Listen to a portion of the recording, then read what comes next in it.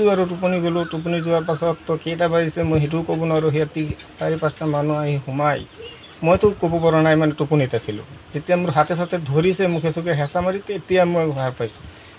সাৰ পোৱাৰ পিছত চুৰি লৈ পেলাই যেতিয়া ৰেপি দিব লৈছিলে, তেতিয়া মই মানে নিজে জান বচাবৰ কাৰণে মানে কুচামুচি কৰি চুৰিটো অলপ ভেঙিৰ পৰা আঁতৰাই দিলোঁ, মানে ঠেলা মাৰি। তাৰপিছত ওপৰত লাগি গ'ল, তেজ ওলোৱা দেখি হাতী ভয়তে পলাই গৈছিলে। এইখিনি জানো। ঘটনাটো কেতিয়া হৈছে? ৰাতি 12:30 বজাত। যোৱাৰ পাছতহে মই মোবাইল চাইছোঁ, ঘৰত ফোন মাৰিম, মোৰ নেট নাই, চিম নাই, দেখাই থাক। টাইমটো তেতিয়া চাইছোঁ, মানে মোবাইল হাতত তেতিয়া ৰাতি 12:30 মানুহ কেইজনক আপুনি চিনি পাইছে নেকি?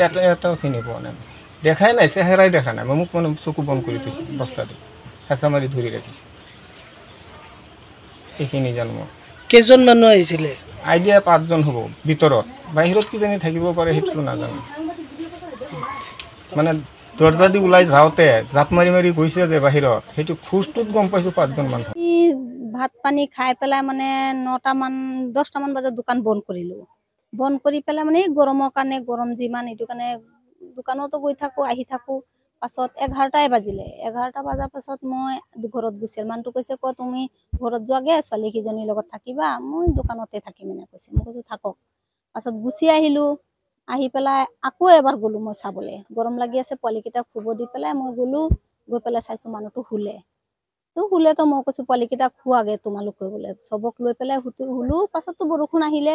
বৰষুণ অহাৰ পিছত মানে মানুহ চবেই শুই গ'ল।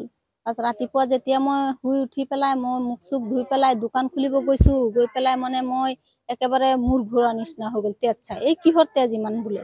গৈ পেলাই চাইছোঁ মানুহটো বিচনাত মানে পুৰা পৰি আছে, গোটেই তেজ মেজ হৈ আছে। পাছত ছোৱালী দুজনীক মই মাতি নিলোঁ, কৈছোঁ আহচোন বাৰু, কি হ'ল, মইতো একো গম পোৱা নাই। ছোৱালী দুজনীক লৈ পেলাই গৈ পেলাই ধৰা ধৰি কৰি ভৰি চৰি আনি পেলাই ঘৰত শুৱাই পেলাই পানী চানী দি ভৰি হাতবোৰ মুচি দিলোঁ। মুচি পেলাই আৰু ঘৰৰ ওচৰত তাৰ ককাই আছে, সিহঁতক মাতিলোঁ। মাতি পেলাই বিলুক খবৰ দিলোঁ, গামবুঢ়াক খবৰ দিলোঁ। পাছত গামবুঢ়াই কৈছে, মই বাৰু থানাত ফোন মাৰি দিছোঁ, তুমি থানাত গৈ পেলাই ছাৰক কৈ পেলাই, অচি ছাৰক, পাছত তুমি চিভিলত লৈ যাবা। পাছত অচি ছাৰক কৈ পেলাই চিভিলত লৈ গ'লোঁ। এনেকে হ'ব বাৰু কিজানি, নহ'লে ডিঙিত কেলে ফেচ দিব খুজিব। আমিতো এনেকে মানুহ নহয় যে কুটুৰপতি মানুহ বা কাৰো লগত কাজিয়া লাগিছে ক'তো, এনেকেতো কাৰো লগত কাজিয়া লগা নাই নহয় যে আমাক কিবা কৰিবৰ কাৰণে আহিছে। ইমান দিন হৈ গ'ল সৰুৰ পৰা দোকানত, মানে সি কেতিয়াবা আগতো গাড়ী চলাইছিলে, তেতিয়া প্ৰায় ময়ে থাকোঁ, একো হোৱা নাই কেতিয়াও। কালি যে এনেকে ঘটনা হ'ব আমিও ভাবি পৰা নাই। এতিয়া যে কিহৰ পৰা কি হ'ল আমিও বুজি পোৱা নাই। একো চিনি পোৱা নাই। সি মানে ধৰি মানুহটো মুখ চকু মুখু চব বন্ধ কৰি মাৰিছে যে, সিও ধৰা পৰা নাই।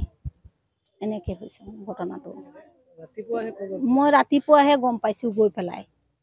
কোনে কৰিছে, আমিতো ইমান লাখপতি মানুহ নহয় যে আমাৰ ঘৰৰ পৰা যে টকা পইচা খুন্দব। এতিয়া ইমান সুস্থ হোৱাই নাই। এতিয়া মৰিগাঁও পৰা আনিছোঁ, ঠিক নাই, কালি বেলেগ জেগাতো নিব লাগিব নেকি। ডিঙিত মানে পানী চানী খাব নোৱাৰে, একো খোৱা নাই এতিয়ালৈকে।